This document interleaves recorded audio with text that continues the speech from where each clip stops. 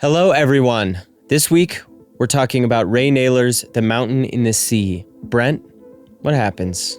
The fishermen of the Condau archipelago tell stories about a local sea monster haunting their island off the coast of Vietnam.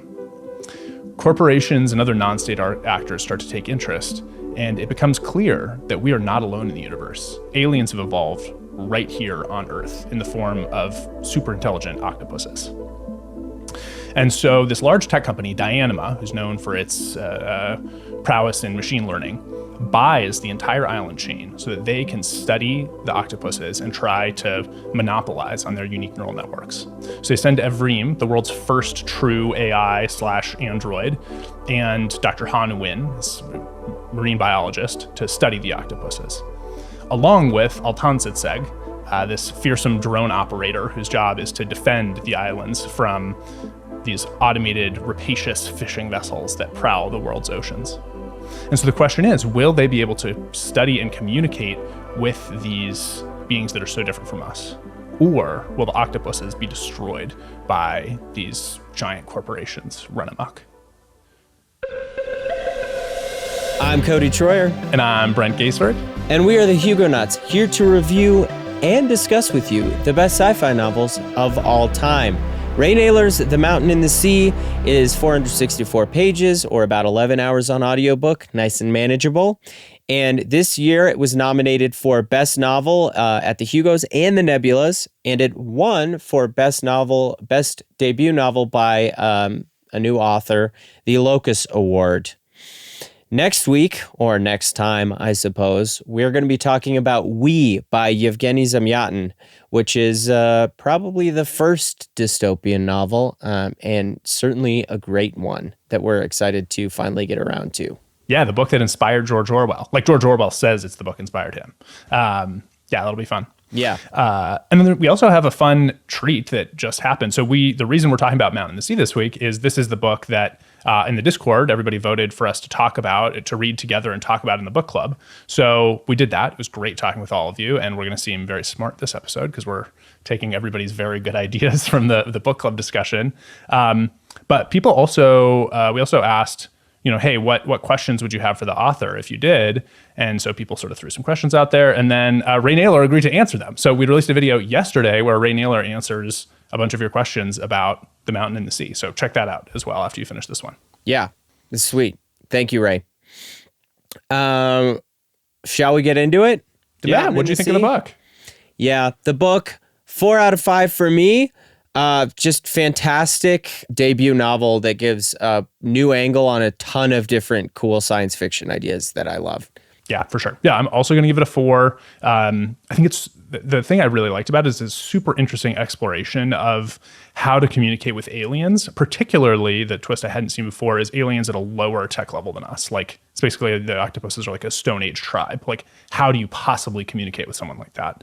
So I think if you like thinking about like language and culture, you'll really love this one. And then plus there's a lot of like interesting side stuff about AI, which was cool as well. Yeah, some might argue central stuff about AI. I think one of the values of this book is that it analyzes a lot of these ideas fairly in depth, and then also sprinkles a couple of, uses the icing of a couple of different cooler side ideas. So there's a lot of interesting ideas in this one. Let's start with the plot, which has a lot going on. There's several kind of concurrent timelines, right? Yeah, there's 3 stories happening at once. You alternate chapters, as is tradition. So one story, the main story, is Dr. Nguyen and Evrim. How do they say it on the audiobook? Is it Evrim or Evrim? Evrim. Okay, interesting. But I see where you're coming from. All right, so Evrim and Dr. Nguyen, as they try to, they go to Condau and they're studying these octopuses and, sort of beginning to understand this like big, vast global corporation, DIANIMA. Then there's a second plot of this guy, Rustam, who's like a hacker who's been hired to do, we don't actually know exactly what, but it seems like he's investigating like a very complicated neural network of some kind. And then third is this guy, Eiko. I gotta ask for Ico? Okay, cool. Yeah, all of these are better than what I cut out, which was you saying Atlantseg. Altantsetseg. Yeah. That's the Texan way to say that Mongolian name. Anyway, okay, so Ico has been captured and is being held as a slave on an automated AI-powered fishing boat that's like destroying the world's oceans, one slave catch at a time. It's a very dystopian story, and actually that one was my favorite. But yeah, on that note, what did you think of these three? Which was your sort of favorite timeline? That's not right. Well, to add one more, a lot of the chapters are also framed with the fictional book by Dr. Nguyen called Building Minds and How Oceans Think. Yeah, and it's a lot of like the science of cephalopods and their brains and how they interact with their environment and how they learn and the semiotics associated with the cephalopods. And that's a really cool, like I was saying about the icing in my very I like your baking metaphor. I'm analogy. gonna keep bringing baking in here. Yeah, I like it. Yeah. The plot lines. We have three totally separate layers. Yeah, they're just totally. I'm glad to see cakes. that your try at making a baking metaphor is equally as awkward as mine. I watched Great British Baking Show. I shouldn't be that bad at this. But yeah, this framing device is really cool, and it's an awesome side to the rest of the novel. Some people even in the book club said it was their favorite part of the book. So there's a lot here for everyone. My favorite was also probably the Sea Wolf. Is that what it's called? The AI ship, the fishing trawler. Yeah, that's a good name. And then just in general, the world building that we see through the different plot lines, which we'll get into more in a bit. Yeah. Well, since we both like that one, let's go deep on it a little bit. Also, it's one that you find out like basically all the critical stuff about it right at the beginning, so we can't really spoil anything. I guess there is some stuff, but anyway, we won't tell you that till later. But we won't do that. Exactly. We'll bake it to perfection. Yeah, and that'll be the icing on the cake we do last. Let's use that one again. Okay, so the Sea Wolf. Okay, there's a few reasons I love that. So one, in the real world, like being on a deep sea fishing boat is like a very tough life, and I think this is a very interesting way to like highlight that. I don't actually. Maybe there really is slavery in international fishing. I don't know. Maybe Ray Naylor will tell us in the question and answers. But so I thought that was like a really cool way to highlight a real world problem. That's a great thing sci-fi can do. But it also just felt like very, human and real. Like, you learn about Aiko's life and how he's like dealing with this horrific trauma, being turned into a slave in the postmodern world, and these other people on this boat, and the guards also you sort of start to feel for in an interesting way because they're also just on this boat in the deep sea and their lives aren't good, and it's really interesting. Yeah, it's an interesting separation of like a metaphor for something that happens a lot, but the idea that you have the actual slaves on the boat, and then you have the guards who are they're slaves to the economic system, right? Slaves to capitalism, however you want to put it. They are higher in the hierarchy, but they're having to do this awful job because they need the money, and it's the best way to make money. I also think this plot line serves one of the more interesting ideas, which is there's a lot of branches of that Naylor explores about the future of artificial intelligence and machine learning, to separate the two, right? Like machine learning as we call AI today, that has been better categorized into ML or LLMs, what have you. That's not really the original intent of AI or what people think of AI as sometimes. It's not the sci-fi meaning of AI anymore. Of just artificial consciousness. And the ship is a really interesting way of exploring the future, and maybe the most realistic way feeling in the book of the future of AI as we have it today, used to perform a specific function for a corporation that ends up being super dystopian. Yeah, it felt like definitely the most, like I could see this fishing boat getting created. Like an AI is in charge of the fishing boat. It gets told maximize profits. It gets a bunch of sensing equipment for looking for fish under the ocean. It gets contacts on the shore who basically are like impressment gangs who like give it bodies to feed into its slavery situation. It gets like an automated, system to turn some of the catch into food for the slaves on board. And then it gets told, like, go for it, make as much money as you can. And that feels like the kind of problem that a machine learning model could try to solve and could lead to, this terrible outcome. So yeah, I totally agree. Yeah, it felt the most real and felt cautionary in a good way. Yeah, definitely the most extreme example in a book that's fairly pessimistic about our near future anyways. So you'll love it if you like that the masochism of near future, we're all gonna be so screwed. Zeitgeist fiction. is so down. Are we all depressed? Yes, next week we'll talk about that. No, I don't. But seriously, anyway, totally. Okay, but yeah, there's some great optimistic ones as well, and I like both of them, and I like reading the pessimistic dystopian or near future fiction as, like you said, a cautionary tale. Such as like we were talking about with The Road. It feels like we really don't want to do this. Oh my God. Can I tell you, I got this, so my grandma is 81 and does not read sci-fi really, but she watches our podcast every once in a while. And so she watched our episode on Ocean's 11, and I was talking to her yesterday. She cannot Ocean's stop. 11? Sorry, Station 11. Station 11.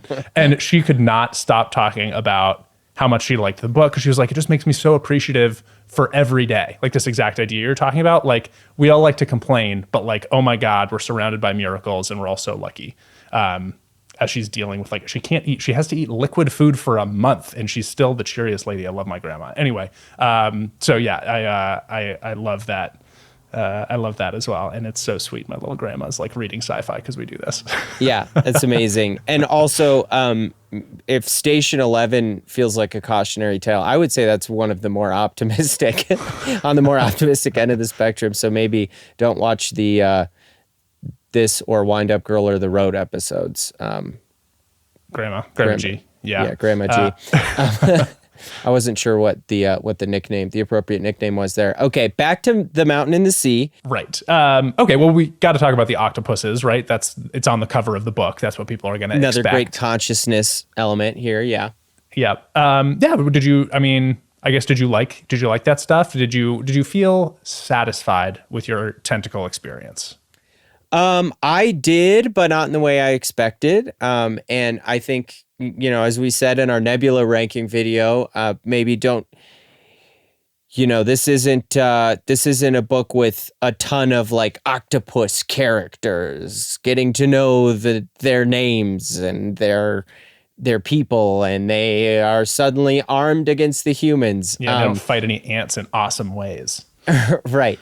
And so, but the exploration of cephalopod consciousness, and the use of cephalopods, octopuses, octopi, I don't know, as a way to point out that we could communicate with an alien species right here on Earth that we're already familiar with, and that they are alien, but they could in theory communicate. It was just fascinating to me. And all the sides, the framing device we talked about with Dr. Nguyen's book was a really interesting aspect of that. So I thought that thinking about their brain chemistry was one of the more compelling points of the book for sure. Yeah, I agree. Yeah, the idea that they, like, most of their neurons are actually in their arms, not in their, like, quote unquote brains, like, and how that might change the way they think, and just generally, like, okay, let me take one step back. The way I'm used to thinking about trying to communicate with aliens is in, like, Contact or Story of Your Life or whatever, Solaris. Lots of other stuff. Solaris, yeah. Solaris is actually an interesting counterexample. What I was going to say is the way I'm used to thinking about it is you start with math, because any advanced civilization will have math. Math is universal math. Everyone to possibly be out in the universe, you understand math. And so you can start with math and then figure out how to communicate from there. But the octopuses are like a Stone Age tribe. So that is not going to work. So like, how do you figure out how to communicate with them was something I'd never thought about at all. And it is definitely like non-trivial and got explored in a really interesting, cool way. I really liked it. It something I hadn't thought about before. And it just gave me a lot of like new ideas. Yeah, totally. The come for the cover part of the book, the giant octopus, definitely didn't disappoint, as well as, and there are also a lot of other, I think that the central exploration here, again, is just different types of consciousness. You have the sea wolf, the ship, the machine learning end of things. And then you have the octopuses, the octopi, the cephalopods. I'm just going to say all three. I'm going to bake them right into a cake. Into a murderous smart cake. Yeah, I'm definitely not eating octopus after reading this. That's for sure. And then Evrim. Thank you. Evrim, the world's only lonely robot, because the rest of the world got scared of an actual artificial mind. Evrim is kind of the traditional science fiction, the artificial consciousness, the thing that we're not really striving toward in the real world, but that everyone thinks AI means. And Evrim is a fascinating character. They represent a lot of interesting ideas about what artificial consciousness could look like. Yeah, and about memory. That was interesting. Mm-hmm. That's Everyone a new doesn't forget one too. anything. And I don't think we should, we can let the book explore that, but like, what's it like if you can't forget anything? Very, very different, and maybe not all positive. Yeah, we had some interesting discussions about that in the book club too. I think pretty much everyone agreed that they do want selective memory. Yeah, for sure. You don't want to be able to remember everything all the time. That would be a nightmare. Oh, or, maybe it just makes us not human anymore. It's one of those things where people try to... What I just thought of? Why doesn't Evrim just like do it with some code? If they want to forget some stuff, True. Couldn't it just be selectively perfect? I'll take that. Can I just delete the stuff I don't like put it in the archive where it's like I have to intentionally go dig it up? Okay, I'm actually back on team perfect memory. This is what I want. All right. Perfect memory if it works the way you want it to, which there's no reason it couldn't here. So yeah, all of the different explorations of artificial intelligence along the gamut and what we use, what that term represents in modernity and how it might be developed is one of the fascinating reasons to read this book, along with the consciousness and communication with the cephalopods, with the sea part. Fantastic debut by Ray Naylor. Really good. Yeah, for sure. Yeah, I think he's got another book coming out like in next year or so. Anyway, hopefully it'll be good. Yeah, absolutely. All right. So before we get into post spoilers, I think that's pretty much all we had on pre. Similar books to recommend. Brent, why don't you start us? Yeah. Okay. I'll start with Wind Up Girl by Paolo Bacigalupi, which is won the Hugo and the Nebula. It's set in Thailand. It's a very dark future, and it explores the titular sounds. Titular. That doesn't sound right. You did this in the last episode. Did I really? Yeah. Okay, I still haven't learned. The titular character, the Wind Up Girl, is an AI, and so it's exploring sort of these artificial consciousness. And it's also set in Southeast Asia. They're both very humid books. So if that's what you liked about The Mountain and the Sea, the humidity, check out Wind Up Girl. You could definitely feel it. Wind Up Girl has a couple of scenes that are like really graphic, and you can sense when they're coming and skip over them if you need to. Oh yeah, they're like brutal sexual assault scenes. Yeah, go ahead and skip those chapters as you see them coming if you feel like it. Yeah, that's a good trigger warning. But anyway, just to know. Book. But yeah, just really kind of another pessimistic if you want to keep the masochist train going. Dark. Yeah. Near future, but feels believable. Something that was less pessimistic and just fun and interesting. How could we not recommend Story of Your Life? If you haven't read it yet, it's time to read it. It's time to read it at any time. It's time to reread it. It's one of the best. The novella by Ted Chiang, that is the titular or eponymous story of that short story collection. Do you have a fancy word for it's the book that Arrival was based on to make me look dumb again? No, I already used all my words. It's an alien communication. How do we first contact? How do we communicate? And it felt very similar to the attempts to communicate with the cephalopods in The Mountain in the Sea. So we think you'll like that one too. For sure. And last, we'll do, if you really just love octopuses, Children of Ruin by Adrian Tchaikovsky. So it's the sequel to Children of Time. It's sort of hard to talk about sequels without spoilers. I don't know. Do you have thoughts on how we navigate that? It's heavy on the octopuses, and Tchaikovsky is a biologist, so he's really interested in exploring those same kind of, if you're interested in the cephalopod biology and how their brains work and how they work in societies, it's a really cool exploration into that. A little more focused on the octopus in that novel, and also just got a fantastic end twist revelation conflict resolution. It's a good book. Have you read the third one yet? Children of Memory? Didn't that come out this year? I haven't. I got to do that soon. Yeah. Okay. Well, tell us in the comments if it's great or if it sucks. Also save us, I guess, if it's bad. But anyway. True. I doubt it sucks. The other two are great. He's good. Yeah. Tchaikovsky's great. Okay. Post spoilers. What happens in the rest of the book, Brent, in 3, 2, and 1? All right. So Rustum, that's the hacker who we did not talk about at all in the first part because really it just comes in at the very end. Rustum, it turns out, was assigned to hack Evrim the whole time. Was trying to destroy them. Unclear who hired him. It seems like it was maybe an animal rights group who's trying to protect the octopuses, sort of. Maybe some kind of eco-terrorist. Anyway, Rustum falls in love with Evrim's complexity, though, and instead of using the back door to destroy them, sets them free, basically, and closes the back door forever. So Evrim is like a truly free being. So that's cute. Dr. Minerva Chan.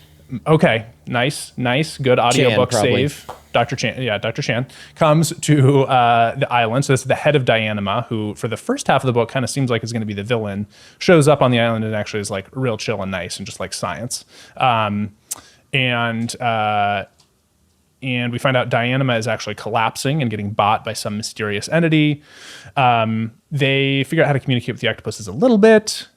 Aiko's slave fishing boat comes to Kondau, gets blown up by Altantsetseg, and the octopuses, though, get pissed off and think the humans, they just see humans sort of being close to them and fighting, and so they think they're getting attacked. So they attack Dr. Ha and Evrim. Altantsetseg defends them, but Dr. Chan gets killed in the, just sort of like as bycatch. The melee. Oh, that was a good metaphor. Yeah, that was. Okay. And then, that's it. That's the end. Yeah. So I think one of the obvious thing to start with is one of the, I guess, drawbacks of the book, which it's still, it didn't mean too much, but it has all these intersecting plot lines throughout, and they kind of don't coalesce at the end. There's a little bit of, Aiko is saved from the slave ship and drifts to shore and meets the other characters. But not really, just meets the robot monk.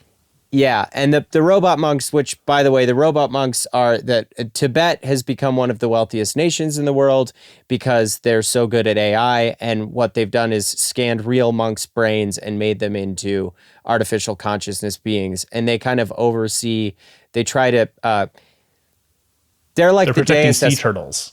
Yeah, they're the Deus Ex Machina. They are the good guys. The way we actually didn't talk about Tibet in the whole rest of the episode, and then they showed up here. This is actually pretty good because this is sort of how it feels in the book. They're mentioned a little bit, and then at the very end, it's like, oh, Tibet actually bought all of DIANIMA, and now we're really going to protect the octopuses. The world is saved. The end. And it was like, oh, that's okay. I thought maybe the characters were going to run into each other and start talking, but instead, that's what happened. Yeah, the ending is definitely a little abrupt. It's not too disappointing, but there was some element of like, wait, there's not like the characters meeting isn't like a big thing, and there's no, yeah. So it did kind of halt there. There's also a lot of other cool elements of the book, like we were alluding to earlier with all the icing, the world building and the side stuff. That's really cool to think about, but just kind of feels like it's not a core theme or a core thing that Naylor's trying to explore. One of our favorites was the 0.5s, which are what they call a companion that's an artificial intelligence in the cloud that's a companion to have a relationship with. So a lot of people it's like in Blade Runner these. 2049, his like girlfriend. Yeah, the Joy from Blade Runner 2049, exactly. And so a bunch of characters have relationships with these 0.5s who are just artificial beings in the cloud. That also feels pretty prescient. I was going to say, as we're talking about it, that one also feels very real to me. That feels like something, I mean, that's actually already happening. It's like a big use of ChatGPT is there's different companies who have like bolted, you can like buy a virtual girlfriend, basically. This, in fact, already exists. I don't know what the avatars look like. I don't know how they're making those, but it's certainly not as complex and perfect as the 0.5s are, but like if you want to like chat with a virtual girlfriend, like you can do that now. Yeah. And I think there's a reason, that it feels compelling, and it's that. And you find out actually Dr. Han Nguyen's partner, Cameron, is 0.5, which is a kind of cool twist and revelation because he feels very real, but you also get this eerie sense like, why is he never around? Why are they always just chatting on Zoom? And I really liked that twist. So there are other twists along the way that feel like cool. Too. Yeah, they feel like cool revelations. It's just that the ending has a little bit of a like kind of hard stop. And hold on. Something very important that we have to talk about. What's that? It's been in every episode of our show forever. What's the deal with these octopuses behind you, Cody? During our octopus episode, we have to talk about these. Oh, I built them. They are sound diffusion for the back of my studio. So they're built out of wooden blocks at different angles so that you keep some of the dead back wall reflections alive in the room instead of sucking them all up. They travel into different spots, so you're not getting any weird phasing effects. But there's a lot of and why are they octopuses? Reasons for them. Have you always loved octopuses? Or are you a secret octopus lover? I have, and I think it's just a fun design. And then I had my wife draw little eyes on them because it made them cute. Yeah, they are cute. So yeah, because I thought your kind of octopusy paisley dress was nice, and I didn't have anything. And then I was like, wait, I got octopuses, cephalopods, octopi, as well. Sarpus and Squeezo in the background, so people know them by name. Sarpus and Squeezo, those were pretty good. They kind of sound like goblin names from Lord of the Rings. Okay, yeah, or like they're alien names originally in my story universe, in my head. But nice. You know, I appropriated them. And as we found out in this book, cephalopods are basically aliens, so of a type, as Naylor points out. Anything else for post spoilers? I think that's about it.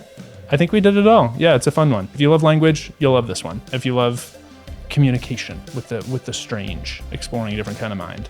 And thinking about where machine learning might go instead of what we see a lot, which is just about the artificial consciousness. Those parts in this novel are fascinating too, but I really liked the near future of machine learning and what it could be used for. Yeah, for sure. All right, dude. Well, see you soon for We. See you for We. Later, man.